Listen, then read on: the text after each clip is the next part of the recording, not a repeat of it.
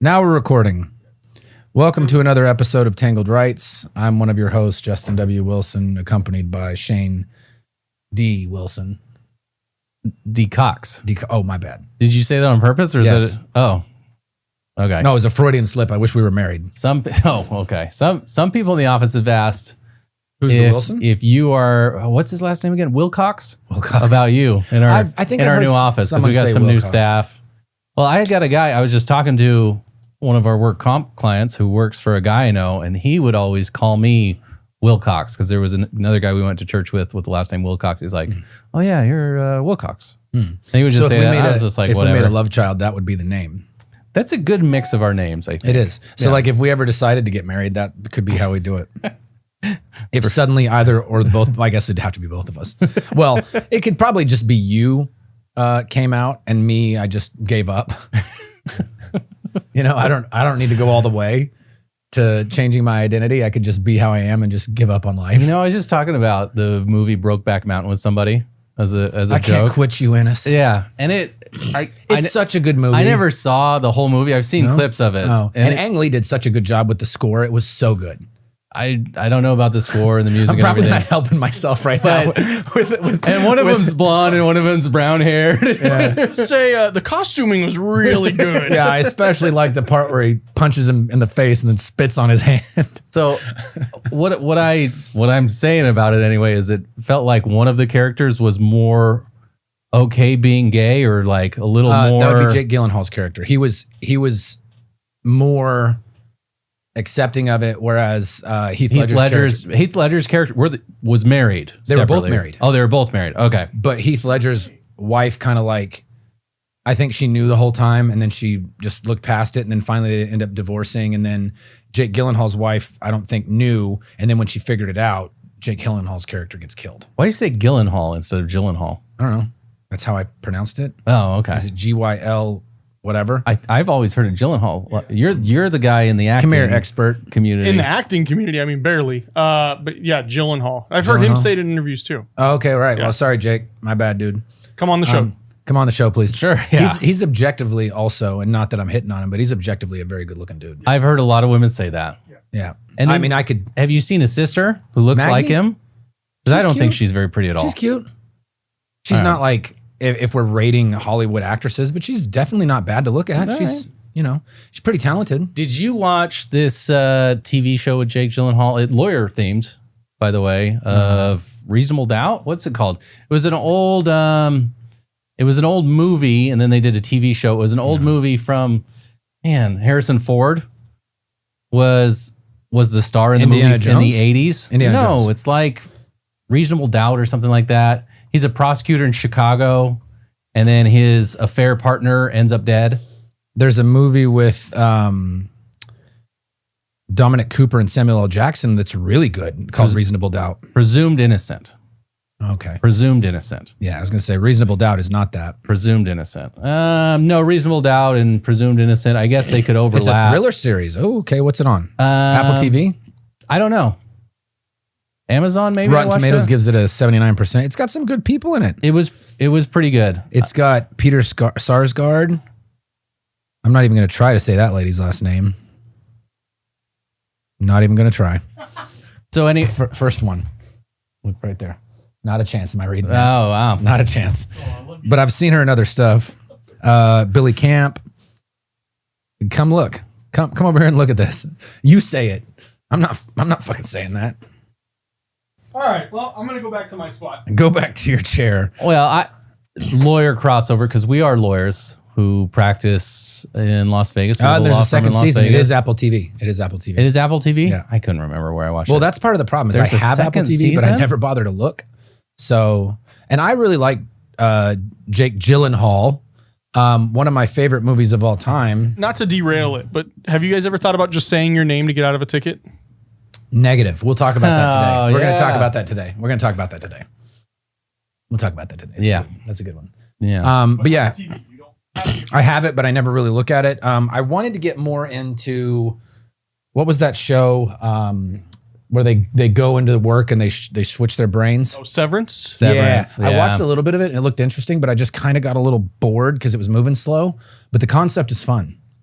And if I could do that, bro, if I could like put my personal problems, of which there are many, aside, bro, I'd murder it at work. None of you would ever be able to catch me. I would outwork every single fucking one of you. Well, the spoilers are in that show is that it, you can't really do that. Oh, That explains a lot. Doesn't really work out is because there's some people against that severance procedure, right? I've watched all of season 1 and started on season 2 because I wanted to see what the cliffhangers were. Who? Is Walton Goggins in that one or no? Am I thinking of a different show? Is this his daughter or his Not as wife far as in the I've show? gone. Adam Scott's the main character in Severance. Right. I might be thinking of something else then. I don't think Walton Goggins is in it. It's David Goggins. David Goggins? Who's going to carry the boat? It's Walton because I'm watching Vice Principals right now. Is that David's brother? He's the long hair kind of. Is that David's brother? No, balding. Better. He's Baby Billy. So there's other Gogginses other than the David Goggins? No, there's only one person in the world who has that last name. Could we get him on the show? He would be real fun to talk to. Yeah, sure. Why would he come? Austin, see if we can get David Goggins on there. Yeah, I'll reach Austin, be better at your job. This is not intended to be legal advice. Negative, as you can see. We are 2 lawyers practicing primarily in Las Vegas, some Kansas cases. You're licensed in Kansas. I'm not. We're both I got a licensed criminal in defense Nevada. case there right now. We're working. We got a personal injury case from your buddy Eddie. We do. Yeah. Can I mention him? I mean, lawyer-client privilege, but aside from that, We represent him. we represent him. I don't think he'd have a problem with it. he wouldn't have a problem. Plus, we're not going to say his last name. Yeah, a buddy of mine, he got T-boned. Real bad case. Yeah, he got T-boned and it was real bad. It totaled the car. I want to say the guy that T-boned him was going like 60 miles an hour, which in Kansas, they do have something that kind of protects drivers. They're required to have 2550 UIM the way that we here are required to have What is UIM, Justin? uninsured motorist or underinsured motorist. Which one's because they call it UIM. I'm not really sure which one's the uninsured. So and it's which one's uninsured the is one underinsured. word. So it's the number of words in the thing. UIM, underinsured motorist is UIM, uninsured is UM, I believe, right? Because it's hyphenated, so it's one word. I don't they know work which the one's same which. technically though. Yes, the coverages are the same. I mean, Yeah, it's the same. It's to So- provide you coverage in the event that the third party tortfeasor, we call the person at fault for an accident a tortfeasor who causes injuries. Tortfeasor, weird word. If they don't have sufficient coverages, you can have UM. Can you give UIM me a coverage. monetary example of how you wouldn't have sufficient coverage? So let's say we've had this specific case before where a person drives insane and the state minimum policy in Nevada is a $25,000 per person, $50,000 per accident. Okay, well, Okay. let's break So that. How let's do you get say into both of those? If a wild driver hits 10 cars, every passenger of those 10 cars is only going after a $50,000 sum. In the event they have the against the at-fault 2550. driver, right? Okay. We've had a case previously we worked on where a person hit like 4 cars and hit a bus that was full of, a ton of passengers. Didn't they have like 17 claimants total? Something like that. It had a 2550 policy where no one person can get more than 25,000 and the total sum of everyone can't get more than $50,000. Unless the insurance claims. company screws something up, a demand. In that instance, I think if a demand is sent right away and the insurance company doesn't tender to everybody, Yeah. you might be able to go above the policy. Right. You might. Like that's a question of fact though that, is So- to be so in determined that by a jury scenario- of your peers. There's definitely more injuries than the 50,000. So in that scenario, that's where it would be underinsured. Yes, right? if you have uninsured UIM coverage, you can then make a claim with your own insurance. And in Nevada, we have to tell this to our clients all the time. In Nevada, legally, they cannot raise your rates if you make a UIM claim and are paid a UIM claim. But insurance companies have been raising rates habitually every 6 months. They get approval from the state to raise rates, and then they can raise rates. Right. And they do it kind of equally They're gonna across do the it anyway. board for everybody. And you'll see, man, it's like 10% to 20% increases right now every 6 months. So every time you renew your policy on a 6-month term, you'll see it going up. Wouldn't it be And wild it's if we could do that with regardless our of that bills? UIM? Just every 6 months, just change our rate 20%. We could. How long would that work for us? Not long. Not I long mean, at maybe all. once. Yeah. I mean, So I was going to ask another question because you said something. I cut you off because you were No. talking about UIM coverage. you- In Kansas, they have mandatory UIM. Whereas we don't here. Yes. So your policy then goes from a mandatory minimum of $25.50 to, in any crash, assuming everybody's insured, to a mandatory minimum of 50 to 100. Same scenario where 50 per person, 100 per crash. So the money can go further. And also the bigger thing here to think about is what it does is that money turns into treatment. So in a 25/50 policy, you can get $25,000 in bills real quick. You go to the hospital, like we got one right now where, we blew the policy, did the right thing right away, and it was good. Client gets hit at an intersection where she's just waiting for her light to turn green because somebody else ran a red light. They get T-boned into her. So our contention is that both of those people are at fault. And they each had 25/50s. And since she was by herself, that means you got a total of $25,000 per person to be eligible for $50,000 in coverage. Well, her hospital bill from being transported to the ER was $55,000. So day one, minute one, you're already $5,000 underwater. It can happen very quickly. And so that's why UM is important. Also, it's not that you're suing your insurance company. You're not going after your insurance company. You've contracted with them, especially in our state, above what is required, right? So people take this principle or take this position that they're doing something wrong when no, it's just you're paying for a service. And then when it comes time for them to render that service, you're asking for it. That's the way you want to look at it, because a lot of people will view it as some sort of negative. And it's like, then why are you bothering to pay for it if you're never going to use it? It just seems silly to me. And have you had anybody flat out turn you down on it?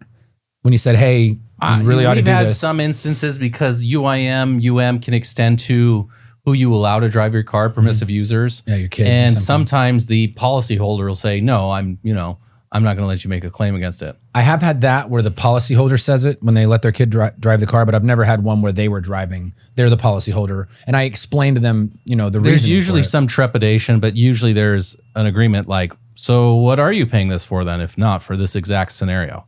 Yeah. And that makes people think and be like, you know what? Why am I paying for this? Who can tell? So, Austin's one of our clients who had to use UM that he paid for. And did you have that trepidation, that doubt, why are we going after my insurance when somebody else is at fault? No, because once I got a competent attorney, Cox and Wilson, they explained it. And then I knew why, but they still raised my rate. So I still dumped them. Cause I remember calling Justin and I was like, do I have to keep it?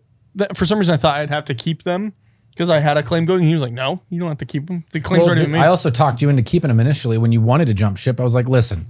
Well, I meant with my insurance company. Oh, okay. No. Yeah. With my attorney, you guys were telling me the whole time, stay with them. Once the claim's open, yeah. It doesn't even technically have to be open before you switch carriers, but as long as it predates, I pay less. Yeah, that's good. Shopping around for insurance. That's capitalism. Have a better service and a cheaper product. And then some bad insurance companies go out of business sometimes, like Key Insurance. Shout out to them for being such horrible claims managers. I'll say it. So crap. Yeah. So bad. I'll say it for you. Shit. Key was shit. Well, they're still shit. They insured a lot of subprime. They took a lot of people's money who wouldn't and didn't pay claims. Who wouldn't otherwise qualify for other insurance. But hey, should have charged them more. You decided to charge the rates that you did. You took that risk. Again, capitalism. You suck. Your company goes down. And then guess who bails them out? We do, the government. Well, are we the government? Is it a government for the people and by the people? We pay for the bill. We foot the bill as the citizens. You mean our taxes get stolen from us? Yes. In Boulder City, where they're going to build that data center, even though they said they weren't. They now got approved to build on public land. Brilliant. Go government. Yeah, the government is. There's a line from Full Metal Jacket that I always attribute to the government where, he says you could fuck up a wet dream. It's true. The government can ruin anything. They suck at stuff. They often, and it's always struck me as really odd because they are the people in charge. When presented with a problem, President Camacho did what I think was the smartest thing I've ever seen a TV president do. He's got a problem. How do we get the plants to grow? He literally found the smartest person on the planet who suggested that maybe you give them water instead of Brando. And then they started growing. Was it called Brando? Their Gatorade? Brando. It's what plants crave. It's got electrolytes. It does have electrolytes. Yeah. But he had a problem. So what's he do? He finds the highest IQ'd person, which was a 79 or something, which for our government, that'd be pretty high, to fix the problem. So if I'm in charge of everything and I literally get to decide who we're going to try to employ, we'll be able to give a contract to this person. I have a problem. Why wouldn't I pick the best, the expert? Why would I pick some sycophant or some idiot? I've never understood it. You literally have the wealth of the world's knowledge, your money at your fingertips. You could hire anybody you want to hire. Pick the best one. Don't pick your homie just because, he's your homie. Unless your homie coincide and happens to be the best at, A, B, or C problem. Am I oversimplifying this? I think things can get oversimplified, but couldn't it also be that the simple solution is often the best? Or sometimes the best? I think there's a solution of find the best person for the job. I don't know that that's always the case, right? And I don't know if willing candidates are applying to be in the government because you ask them. We have a water issue. I'm going to pick the best water person. I'm going to go to them. But how do you pull them? Because it's like the candidates for judge sometimes. There's a smaller pool, and it's usually people who have worked in government because what they're paying judges versus what you could make in the private sector is they're getting a pay raise. They're going up to $250 next year. But still, that's nothing. It sounds like the county's about to go on a hiring freeze, though. Did you hear this? Yeah. No. Yeah. That's lovely. Until it's over. I've heard rumors when they lose a couple DAs, they're going to be until it's over 10% vacancy, and then they will hire. They're going to lose some people, and then there's going to be the opposite of many hands light work. It's not that they're firing anybody. It will be few hands heavy work. I understand. It's not that they're firing anybody, but people will quit. People will quit. People leave eventually. Yeah, people retire. They hire new crops of DAs every year, right? But maybe that's going to be a few less than normal, right? Yep. Because you kind of have the system where people age out or retire, and the county's got a pretty decent retirement program. That's why a lot of people want to work. Yeah, they want the county. PERS. The PERS is pretty good, is what my understanding of it. You get after 20 years, you get 75% of your 3 highest years average for life. That's cool. So if to round it off, your highest was 100,000 was your average, then you get $75,000 a year to do nothing, to exist. In 20 years. As a thank you for your service to the public. It doesn't matter where you live. So you could get that $75,000, move down to Costa Rica or go to Thailand and live like a fucking king. That's what Vanessa's parents are doing. They're going to Mexico because it's cheaper to live out there. Are they moving? Yeah, they move next month. Sick. What part? Yeah. Mexico City. DF. He has a Metro pension and a Marine Corps pension. He still couldn't afford to retire here. He still had to have a job. But in Mexico, he said that he immediately was in the Marines for 20 years. Mm-hmm. Ooh-wee. What was his MOS? Artillery. I think they should. So he can't hear you. Got it. Yeah. He's got all daughters too, right? So he's okay with that. Yeah. Don't tell Vanessa we said that. Or Danette. Or I don't know who the other daughters are. Yeah, that sucks, man. But it is, it is a good way to make a living and go somewhere else. And that's what I'd like to do. Also, you retire in a place where there's like, nice climate. It's not the devil's asshole 6 months out of the year. I've thought about this more recently about retirement, right? You're getting close to retiring? No, I don't think so. I don't think so. You better not leave me with this boat. Are you saying you're getting up there, Shane? Currently bailing? No, he's talking about how many millions he's got in the bank. I just, I see my parents going through retirement right now and my in-laws going through retirement. And it's like, it just makes you think a little bit more. Cause I've, always just been in Spanish, they call it la chamba. You're just out there fighting, bro. And that's what we've been doing in the trenches, right? So we've just been grinding and fighting, and taking over this firm has, been a more fight and grind and just trying to get through cases that we got. So I don't know. Sometimes it's escapism. Like, what's the next step? Like, when can I just be done and not have to worry about this? So work? I like to micro escape.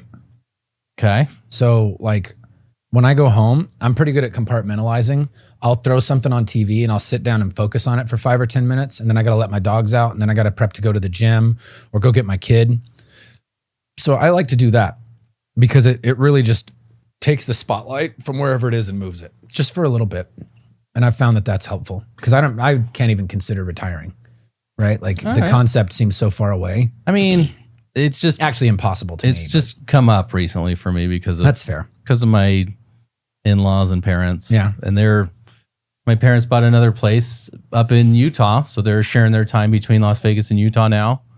So they bought like a condo. How much was their first house? $12,000? I could look it up. They bought it so long ago. I don't think I can see the price anymore. The point is that I think it was like $175.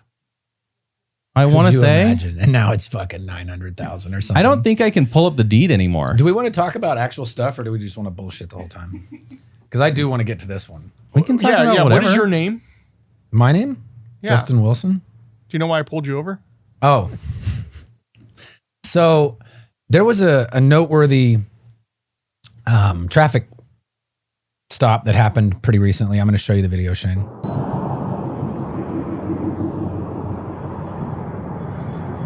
Hello. How you doing, sir?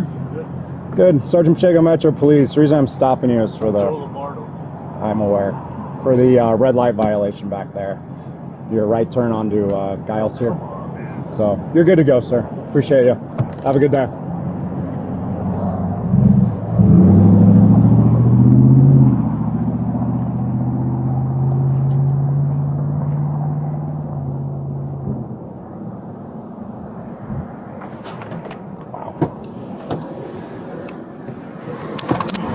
Folded under zero pressure, they say, right? And it actually happened close to here. I can see Mandalay Bay right there. And Mandalay Bay is not far from us. I don't know. He's got to have a house out here still. Yeah, I was gonna. Lombardo's a Vegas guy. Is Ford a Vegas guy? Who? Aaron Ford. I don't know. My parents bought their house for $173, That's great. and then they listed it in 2012 for $225. And now it's supposedly worth over $500. Great.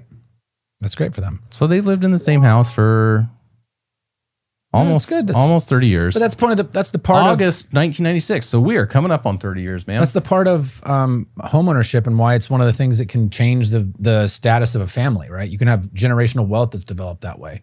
That's the quickest way to, or property, not necessarily homes, but that's the quickest way to change your social strata is the ability to own property. It's a good way to do it.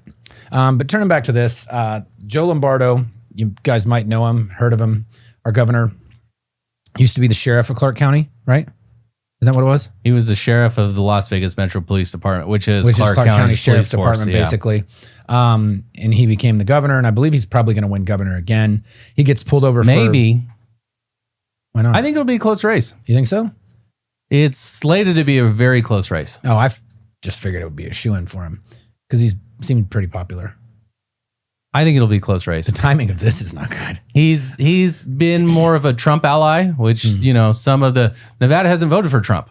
But also, So Trump's popularity is dropping, considering he can't stop dropping bombs and on Iran. he's having issues and Or in his pants. He dropped his pants. what? No. Oh, the sex assault thing? No, Yeah. not even that. Have you seen people who are like, oh, his pants are the ones that I would give my dementia patients because they keep soiling them. That's why they look all wrinkled. It's a real video I watched. Okay, cool. I don't care about that. So yeah, Governor Lombardo did some kind of traffic violation, and then he's approached by the officer, and as the officer's introducing himself and stating the reason for the stop, he doesn't actually finish. I'm Joe Lombardo. I know. Have a good day, sir. And immediately folds on him. I look at this the same way I look at badge pulling, right? When a cop or a deputy district attorney pulls their badge. It's kind of quiet because he's coming on the passenger side and you see Lombardo, I'm presuming that's his wife anyway. And so you can definitely hear he says, I'm Joe Lombardo, but I couldn't tell. There's this meme videos going around where you can say the same phrase, like either disappointed or happy, and people say the same thing different ways. So I don't know if he says like, I'm Joe Lombardo, like, you idiot, what are you doing? Or if it's, hey, I'm Joe Lombardo, like, I know what this is. Because he's been a police officer. So He was the leader of our police. he was the leader. And the by all sheriff, accounts, he was a and good sheriff, right? I had never heard anything negative or positive. So I don't. That's probably the mark of a different- good. That's different not people- being in the news though is probably a mark of a good cop. Yeah. I think October 1 did him a lot of it because he handled that really well. And I think that's what we a lot shouldn't of talk people- about that No. because we're not going to like where that goes. The Okay. rabbit hole that I've gone down. He's just saying the response to it, though, is why, That investigation got turned over to the FBI in record Yeah, time. exactly. So he didn't Within have anything to do hours. with that. And that's but- why, hey, he knew exactly what to do. He said, No, I'll listen. I don't think he got. I don't know. Anyway, we shouldn't talk about that. People are going to think I'm crazy. LasVegasShooting.com. Look it up. All right. There's been people who've done the research. There's like literal body cam links. Like you can watch it all. It's crazy. Yeah, it's all public record, right? There's some insanity. FOIA FOIA request. There's some insanity to it. Anyway, he gets pulled over and he does what I think is badge pulling. Says who he is and gets doesn't even get his driver's license, insurance, registration checked.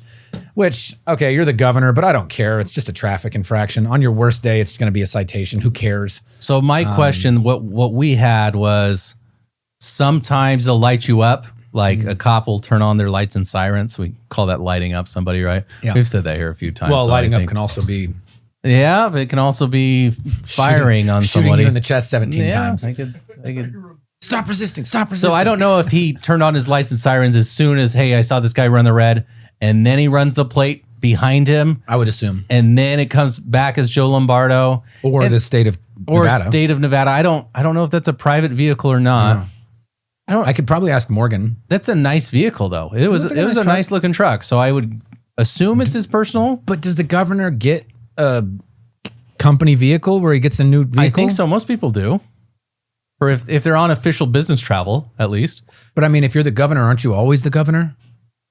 24 hours a day until that's the point of an elected office. You are just the governor. Did we talk about meeting the mayor on here? I think we mentioned it. Did we mention it? She had security detail. So, she's... And the mayor of Las Vegas City is probably not as big of it, but he didn't have any security detail with him unless there's somebody in the back seat you don't see. But I mean, he's just I don't think he's the kind of guy. I don't think he's the kind of guy that's like, I think he'd be the guy to turn away security detail. He's been a cop and he was on the beat. Like he was on the streets, early in his career. He was on some of the cops videos. You can see he was a young buff looking dude.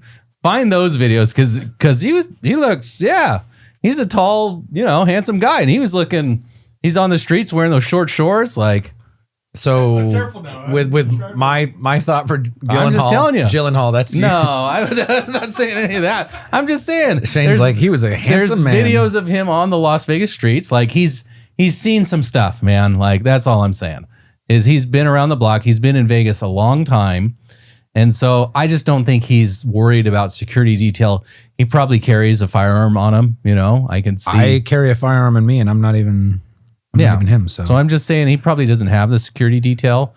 It was probably just pulling him over. This guy might have been an underling of Joe Lombardo at some point. Not that, he knew who all of his officers were or, all of his employees, because it's more than just police officers and detectives. There's a lot of support staff too. So sure. So I typed in Joe Lombardo cops episode and I don't know that I can... Okay. It's not pulling it up necessarily. I'm looking for one real quick. But anyway, so badge pulling, let's talk about that just briefly.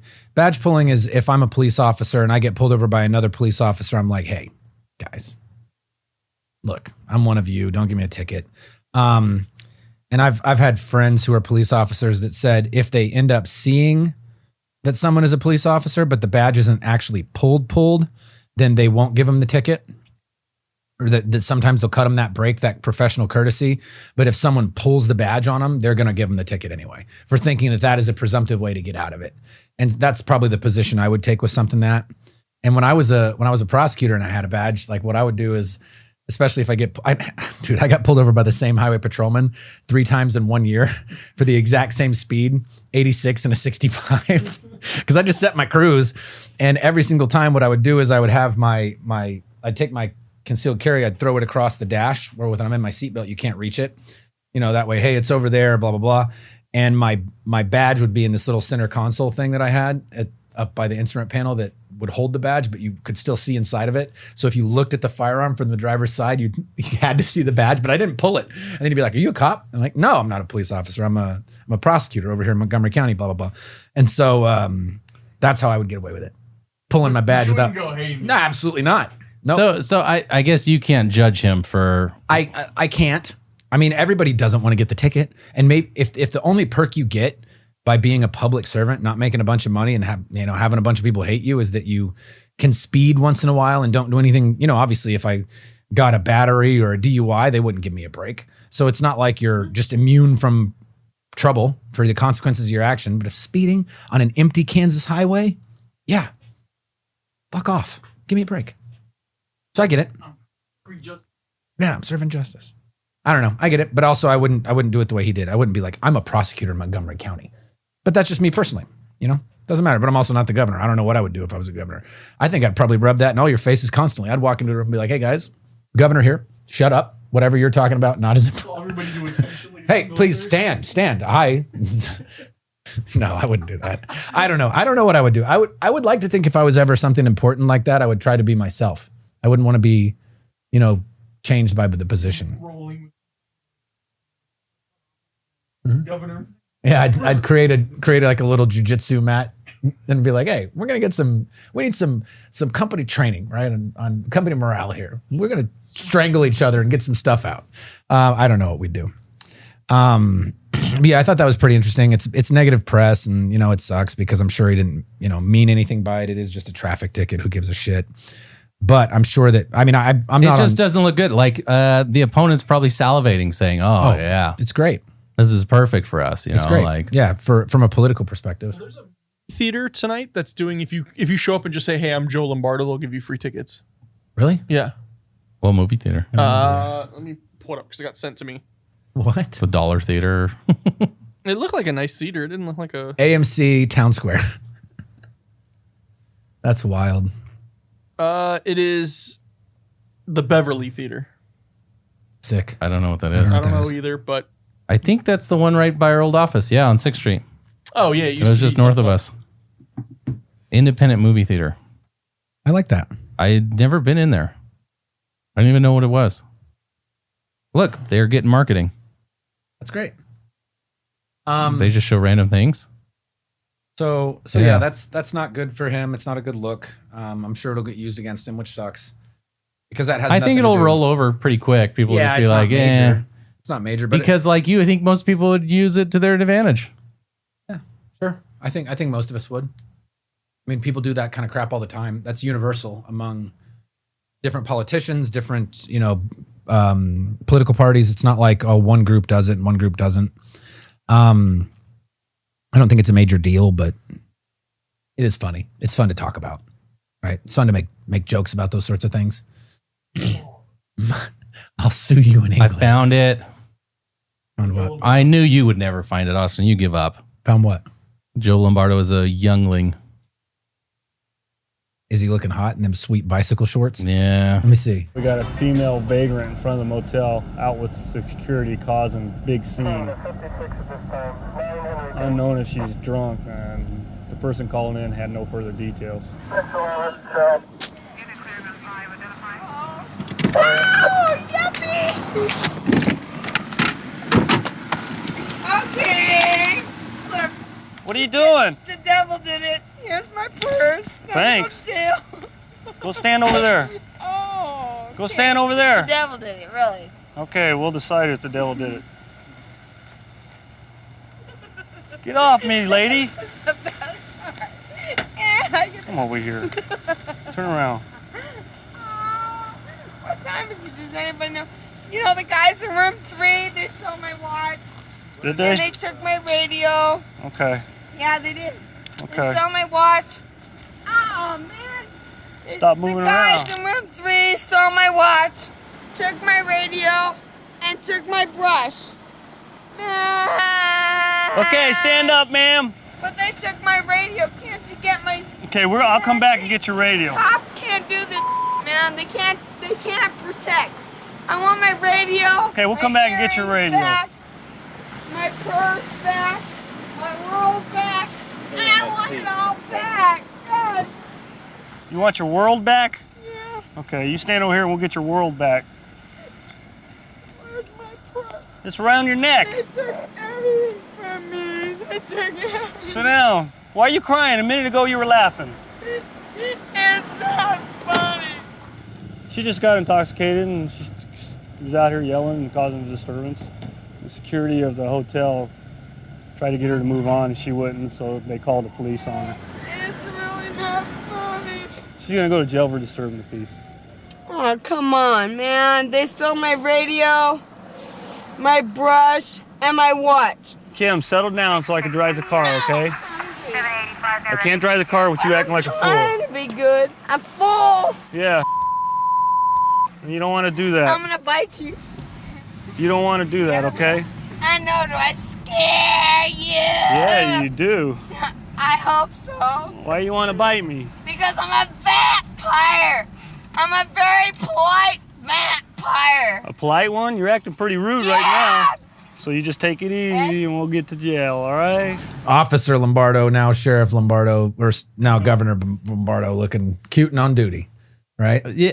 Can we clip that song in? You know the song I'm talking about? You can't find it unless we send it to you because you're lazy. Would you have found that? Yeah, I would have looked for Joe Lombardo. What did you search for it? I had to search Joe Lombardo Cops TV show Younger before 2026 because everything was coming up. The recent stuff. And it was called I'm a Very Polite Vampire. Disturbance, Cops TV show posted You're not by acting very polite YouTube, right now. Cops TV. Officer Joe Lombardo of the Las Vegas Metro Police Department deals with a disturbance call and finds a very polite vampire on the scene. Then Sergeant Dick Adams explains the procedure for dealing with intoxicated suspects at the Clark County Detention Center. Filmed in 2001. How come things from 2001 look like they're from the 70s now? Because we're old. It's just memories, man, of growing up here. Is that a baton in your pocket, or you just happy to see me?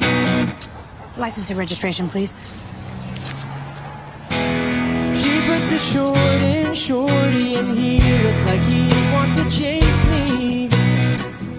Cap beauties, beautin' on duty, navy blue booties. Go ahead and lock me up. A recipe, but make it sexy. Sorry. Sitting there and he pulls somebody over and then he starts making this song about him. Yeah, it's very funny. So yeah, that's how Shane feels about Governor Lombardo, or at least young Governor Lombardo. I'm just saying he's a big, strong guy. He's like tall, isn't he? He's in like 6'3", 6'4". Yeah, he's a big guy, but probably has strong arms too. You think strong hands? Yeah, that he could hold you through the night with. Sure, whatever, you weirdo. Sheesh. Oh, come on. I'm just trying to make a comment that he's not what like. you want as a he trait didn't in have your governor? security. He didn't have security. Doesn't need it. Because he doesn't strong need it. Shoulders. Strong shoulders, strong jaw. I'm doubting that's 2001 because he became a sergeant in 96. Well, maybe it was 1991. Oh. He became an officer in 1988. That's barely after I was born. Captain in 2006. So he's, you're right though. Big, strong guy. Sure. All right. Well, tell us about your case this week, Justin. Oh. You had let's say, was it last week? What do you want to go? Your trial Monday first?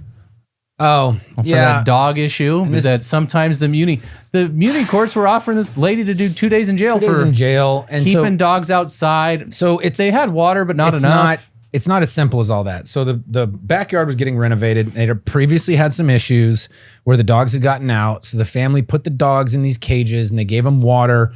They didn't give them a big enough water bowl. The dogs were never in any danger. They just didn't. They need to have water at all times, especially in certain times of year. The thing that the city attorney, once I talked to him, once we set the trial, because it was like, my client's not going to do 2 days in jail for this. It's ridiculous. He pointed out that one of the reasons we changed the offer at the last minute was that they'd gone all out. They put a self-waterer, so it's perpetually running. This is never going to be an issue again. They fixed the problem, which is when people don't have a criminal history, that's what you want. You want them to correct the issue so they don't have to do it again. And initially they were asking for 2 days in jail and like a bunch of community service plus a fine, plead straight up. It's like, well, that's what we get if we go to trial. So why would we take your offer? So what we ended up getting was a submittal on the record, pay the fine, stay out of trouble for 6 months, case dismissed. And what's a submittal, Justin? A submittal is when you are basically setting yourself up to where as long as you do the requirements, the case will go away and it'll be dismissed. You're not actually pleading guilty. But if you don't, then you can be found guilty and you can do the jail time. And I mean, sometimes we'll go into detail about whether it's a submittal versus a stayed adjudication, which are kind of the same, but minor differences because you plead to something with a stay and then it just automatically might go down later if you do what you want. Whereas where you do what the requirements are, whereas a submittal is like, I'm not pleading guilty or not guilty. We're kind of hitting pause and then, but it is a formal thing on the record. Yeah. And then if you get lost or whatever, because we have we have many people who might be in agreement with the plea, and then for whatever reason, life gets in the way. They move unexpectedly. They have family issues that pop up that cause them to leave, or life just makes them forget that they're dealing with a criminal case, and they'll just disappear. Which I don't understand, because the times I've been dealing with criminal cases, I was very well aware of it.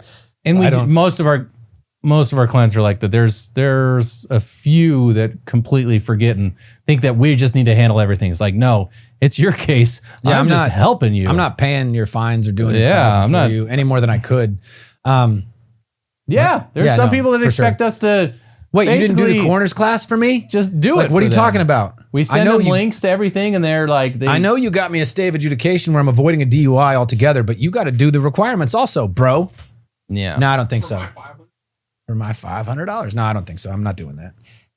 So yeah, that one was kind of fun. It's just interesting because like we had multiple pretrial conferences, and that case would have been resolved and probably almost over by now if they would have just done what was reasonable before. But it was like, fuck it, we'll go to trial then. And they had to call their animal control officers in. It was a whole process. Oh, really? Yeah, they were there. And I was like, all right, well, they can go if this is what we're doing, because we'll take it. Why did they not offer it till the day of either? I don't know. They like to jerk me around. So this is the lesson: is from now on, one pretrial, they won't give us an offer better than that. Fuck it. We're not doing 3 pretrials trying to work our magic, trying to show them some proof. We're just going to start setting for trial. These are kind of wonky ones too. Like, right. This is one we don't have many animal control cases, right? I think that might have been the only one. And when we do, they're usually worse because someone did something to an animal. They're usually turned into felonies very easily. And if not felonies, you were going to be doing some jail time. Yeah. Because the animal cases here are taken very seriously, as they should be. I think it's one of those situations where you're abusing or you're victimizing a thing that cannot defend itself. It's different if you and I get into a fight out there and we both go to jail for it. Whatever, we're 2 grown men, right? If I push you, you can push me back. But if you throw your French bulldog into a wall, what's it going to do to you? Can't defend itself, right? Like, there's an argument to be made that if you did that to a Rottweiler, the Rottweiler could say, I'm done with your shit, and rip your throat out. That little dog, or there was a case that was DV adjacent where the guy was mad at, and I only know about this because one of the unofficial animal cruelty deputies and I talk a lot, and she was saying it's unofficial? They're not the actual animal team. There's just a few deputies in various teams that get the animal cases, and she's one of them because she's got a passion for it. Are they already on a track and they just add that on as well? They divvy those cases out to those deputies on different tracks. Okay, but because they handle them. They are the fewer for however many. Okay, but it's not the actual animal team because there's not enough of them. Okay, I thought there was maybe even actual. No, not enough. No, but because maybe they're going through 10%. Yeah. They're missing some. No, none of that. And then so this guy DV adjacent took his girlfriend's cat, like a kitten, and fucking threw it into a wall and killed it. It was because it was the girlfriend's kitten, and he was like, how fucking gross is that? I don't know if I'd want to take that case. I know that my criteria for cases that I won't take that doesn't fit it. I will defend someone who hurt an animal.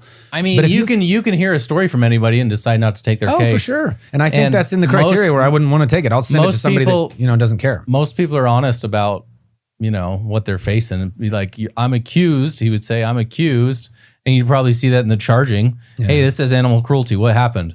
Oh, well, I was mad at my girlfriend and I threw her cat into a wall. How could somebody twist that though? Get out of my office. I went to, push the cat from one hand to the other and it slipped and hit the wall. I went to throw it.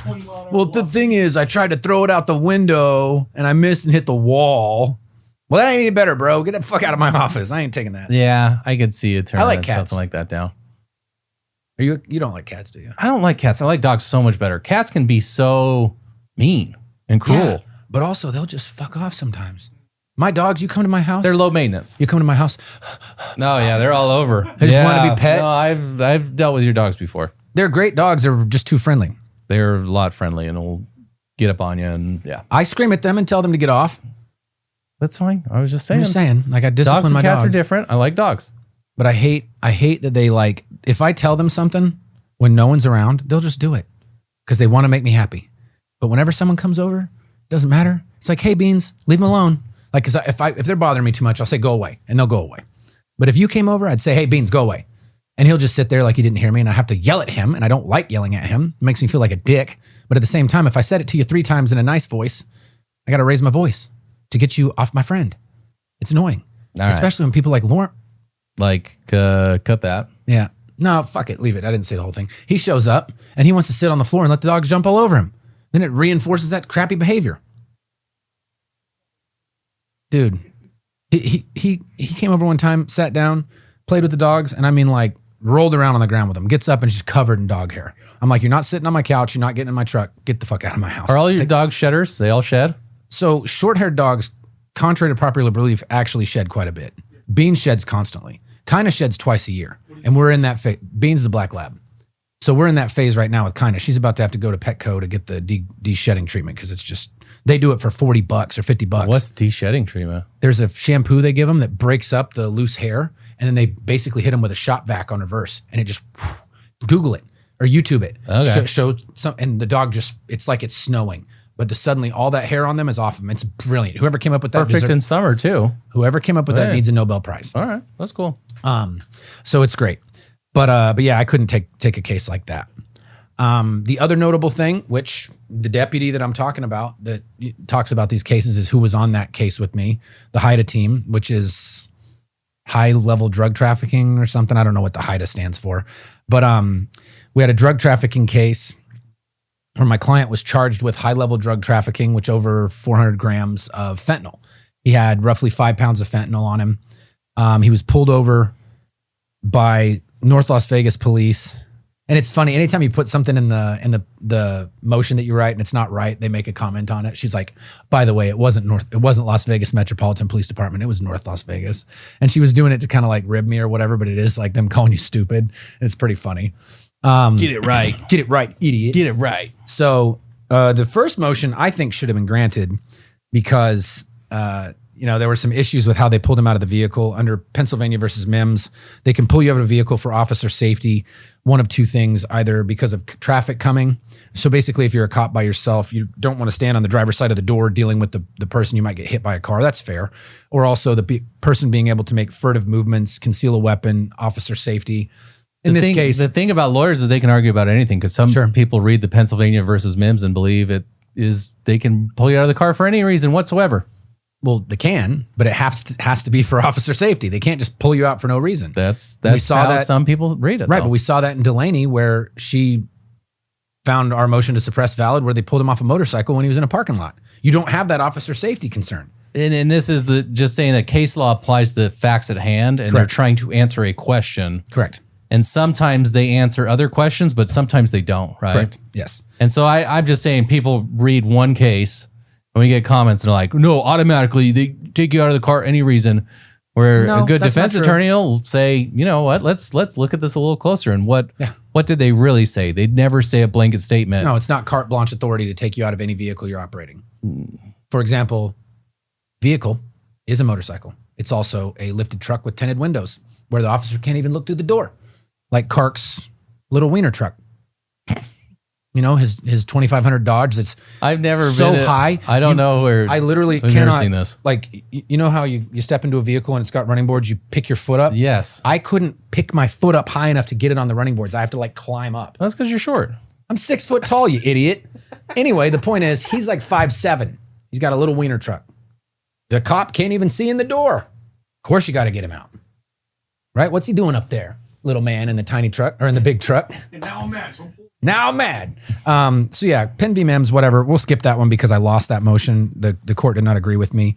But one of the things that occurred once they got him out of the vehicle is they asked him like 6 times, you got any weapons in the car? No. The last time he says, do you have any guns, bombs, knives, or weapons in the vehicle? And he goes, no, bombs? Like what? Do you mind if I check for weapons to see if it's safe? And he was in an SUV style vehicle, a BMW X3, maybe? X3, X5, something like that. Smaller SUV. But when the police approached, all the windows were rolled down. He rolled passenger and driver side, front and back. Our client had. Our client did because he wanted them to be able to see in the car. And I do that most of the time too. When I get pulled over, just so that there's no issues. I don't want to have somebody accidentally shoot me in the face because they're nervous. Obviously, I'm scary looking. Or there's a squirrel nearby. You can't control in Nevada. That would be a problem because they're not supposed to be here. What are you doing here, squirrel? Get him. So he looks menacing and questionable. Stop resisting. Throws a squirrel-sized taser on him after he shoots him. Suspicious activity. Yeah. So they get him out of the car. They say that. And then, my argument was that, can I check for weapons to see if it's safe? The analogy that I used was under Chimmel versus United States. They talk about the grab area of an arrest and how an officer can search when they're making an arrest in an area that's reachable by the person. So I made an analogy that the request that was made was to check for weapons, and that would be in the passenger compartment. Because at this point, it's a traffic stop. Presumably, he's going to be getting back in the vehicle and leaving. So he's just making sure there's no weapons in the car, that when they put him back in, he's going to be able to grab it right away and hurt the officers. Because if he had a weapon in the trunk compartment, he can't just reach it, right? He'd have to do something special to get to it. Why are you making that face? I'm agreeing with you. This is my agreeing face. Okay. It didn't look very agreeable. Anyway, so the officer then searches the entire vehicle. He looks at the car, gets under the hood, gets in the trunk compartment, opens the trunk compartment, and inside there where the tire goes, there was a little sidewall area to pull something off, and he sees a black plastic bag. Not discernible that it's anything other than a black plastic bag. Turns around, makes a hand symbol to hook our guy up, puts him in handcuffs. At that point, he pulls the bag out. He's able to open it and see that there are two bricks of fentanyl, which is roughly 5 pounds, a little over, which is a lot. That's enough fentanyl to kill 1.2 million people. We did the math on it, myself and the deputy. But it doesn't matter that he was committing a crime. It doesn't matter that, the drugs were trafficking amounts and that it's a very, very dangerous drug that I don't think anybody really likes. The fact is his constitutional rights were violated by exceeding the consent of the search that was asked for, right? And that's a violation of the Fourth Amendment. Pesky yeah. Fourth Amendment. My pesky Fourth Amendment. And so the judge agreed with me. The state obviously viewed it more that it was full on consent to search everything. Probably could have cut the tires apart under their view, and that would have been acceptable. Judge, former prosecutor. Judge is a former prosecutor. Yeah. And I've had other people that were in the room with me tell me that it looked like it pained her to do that. And I can tell you that during her argument, she even said, and the state hasn't presented any other probable cause, and kind of slowed her speech down, waiting for the deputy to say, well, we've got this. And she would have denied my motion. But unfortunately, the facts met with the law. And in that instance, it results in my client having the evidence suppressed and my motion to dismiss granted. Because without the evidence that was seized, with that being suppressed and not allowed to go to the finder of fact, there's no way the state could meet their burden. It's not possible. A question I've gotten a couple times now from people is it's an illegal seizure of property, right? So what happens to that property, Justin? No one's asking for it back. I've never seen someone say, oh, by the way, let me have that back. Because, okay, cool. Give it back to you, immediately arrest you for trafficking. Yeah. Because they have probable cause to believe because they handed it to you. Yeah. But then doesn't that make the police kind of like the supplier of the fentanyl because it was theirs at the point? I don't know. It's a weird question. And obviously I've just had a couple of people mention that to me. I'm like, I think it's kind of tongue in cheek where they're just, saying, because if they normally, seize something that you would otherwise legally have a right to have, you get it back. You can get it back automatically, like a gun or a speaker, or maybe through some sort of lawsuit because civil asset forfeiture. You're dealing with that in a case this week too, theft. Where there's actual a filing of a lawsuit over what $40,000, $44,000, and so obviously our clients are going to say, yeah, fight over that $44,000 in cash because I want to try and get that back. So because they're saying it's for a legitimate business purpose. Or just selling stuff, like having, or just some people don't trust banks, right? Yeah, they're Cuban. The clients are Cuban. They come from a place where the government's not to be trusted, and you hold cash. Yeah, keep it in your mattress. Whatever. And credit cards are not, really a currency or not really utilized in certain countries. I talked to a Cuban person today who's only been in the United States for 2 years, and when she was back in Cuba, she said they only had power 4 hours of the day where they were at, the part of Cuba she was in. That's insane. Our extern? Yeah. Oh, okay. You got power 4 hours a day. That's wild. Whereas, it's somewhere hot like that too, where I guess you keep the windows open. But what about the fridge? What about food? I think you just, get a really good sealed fridge and don't open that bitch when it's not. Don't open it during the rest of the time and have get more shelf stable stuff. Ice packs in there so that I don't know. It's like the freezer keeps it cool. Whatever. But yeah, so we got that motion granted, which was pretty big. It was huge, man. I, compliments to you. I told the whole staff like, hey, because this guy was facing 25 to life. 25 to life, so a potential life sentence for this, and he was feeling it. I said he was feeling it. I've had clients that I can tell are like, how do you word it without being mean? Better suited for the life that they're in. He was not. He was not better suited for the life he was in. He was crying the whole time, like scared. And the craziest part of the whole deal, which I think is really weird. I don't know. I don't usually believe in some kind of like divinity involved in stuff, but he got this thing dismissed on his birthday. Yeah. I brought him into the office. I was like, hey, we got a real conversation we got to have. And I kind of, did the drama of it because I wanted him to feel good about it.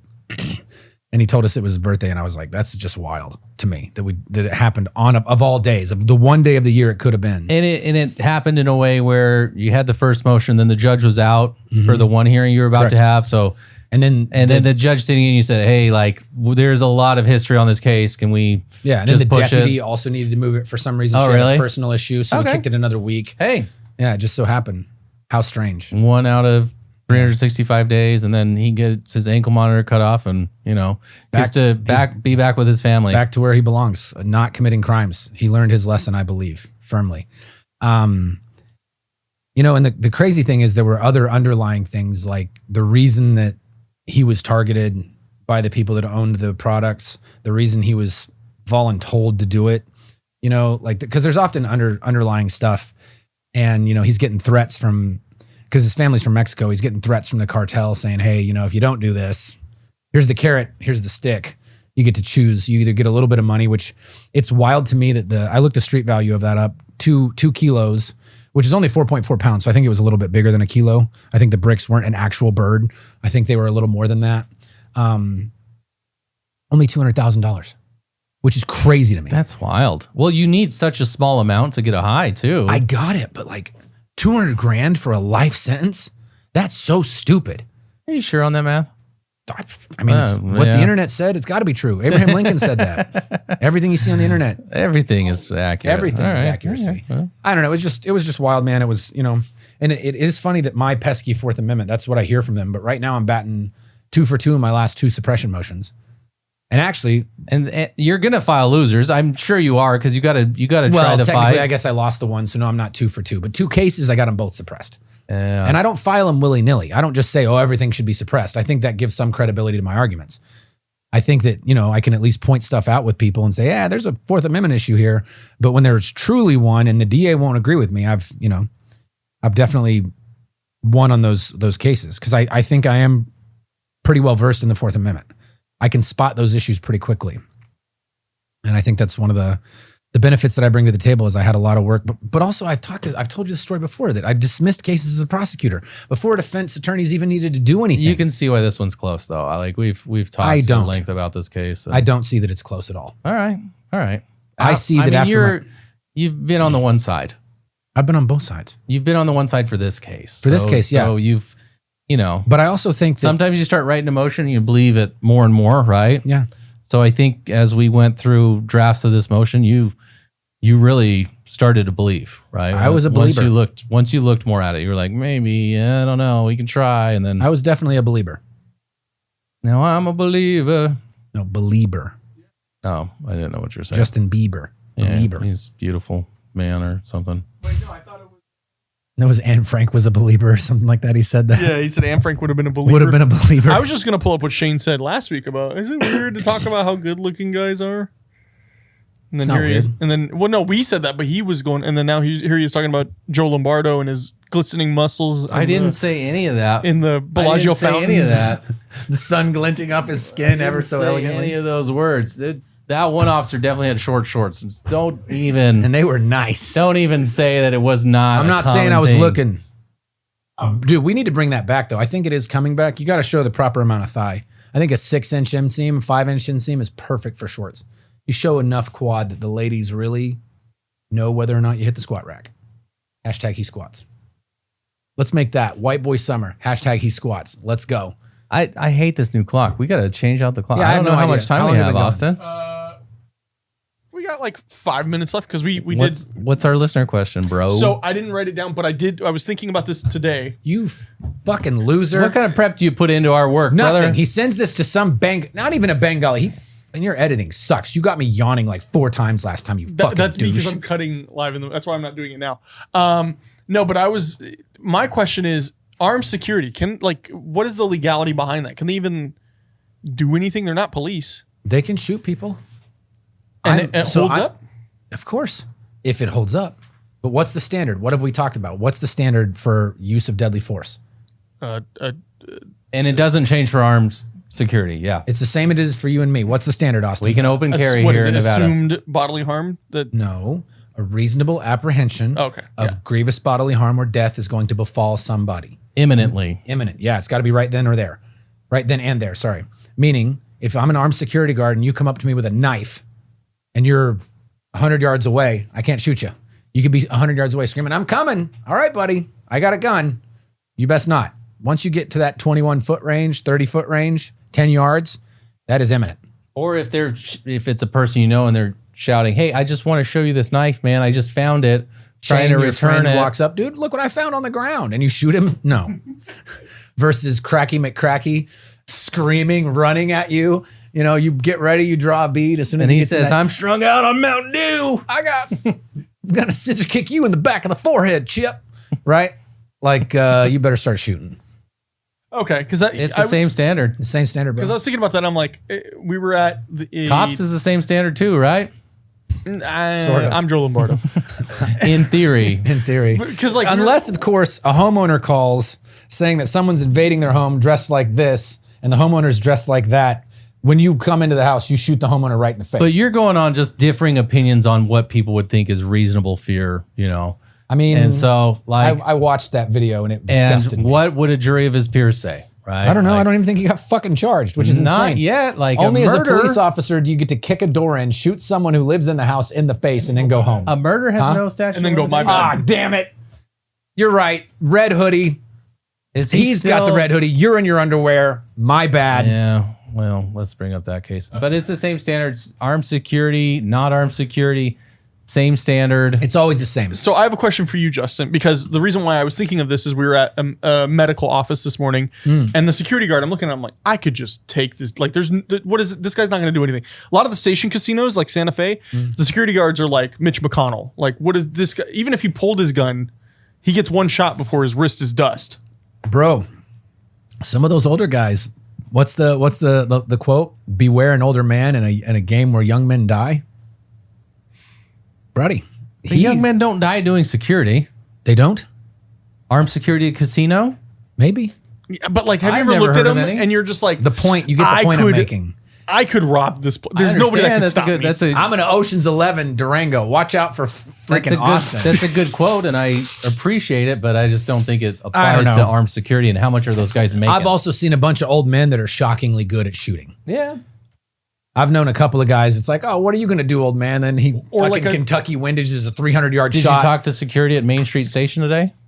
I didn't. I went straight to the check-in desk. Okay. And I was like, hey guys, I've done this a few times. I know this is weird. And they brought her out. oh, okay. Will you text Gladys and see if she came in? She better have. But like, what about like overweight security guards? Like, what's the at that point? The standard's different. I could outrun him. I could run past him and get in and get the stuff and still run out. And Like in Bruges, you know, where he's yelling at the American about being fat and then he just runs circles around him. He's like, literally, leave it, fatty. I'm going to send you that clip and we're going to cut that in right here. Been to the top of the tower? Yeah. Yeah. It's rubbish. It is. Guidebook says it's a must-see. Well, you lot ain't going up there. Pardon me? Why? I mean, it's all windy stairs. I'm not being funny. What exactly are you trying to say?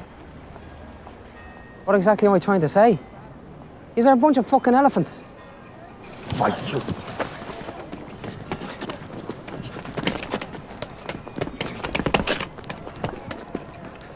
Come on, leave it, fatty.